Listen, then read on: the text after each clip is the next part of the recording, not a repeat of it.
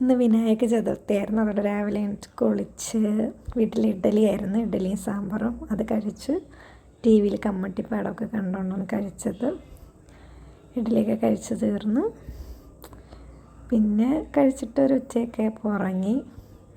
പിന്നെ 3 മണിക്ക് എണീറ്റ്. അപ്പം അമ്മ അമ്പലത്തിൽ നിന്ന് ചോറ് വാങ്ങിച്ചുകൊണ്ട് വന്നായിരുന്നു, സദ്യ. ഒരു പാലട പായസം ഉണ്ടായിരുന്നു, നല്ല പായസമായിരുന്നു, പക്ഷെ കുറച്ചേ ഉള്ളായിരുന്നു. പിന്നെ ഗണപതി ഹോമത്തിൻ്റെ പ്രസാദം, അതെനിക്ക് ഭയങ്കര ഇഷ്ടമാണ്, അതും കഴിച്ച്. പിന്നെ കുറച്ച് നേരം അപ്പുറത്തെ വീട്ടിലെ കൊച്ചിനെ കാണാൻ പോയി, നീയക്കുട്ടിയെ കാണാൻ പോയി. പിന്നെ അവളുടെ ഡാൻസൊക്കെ കണ്ടവിടെ ഇരുന്നു.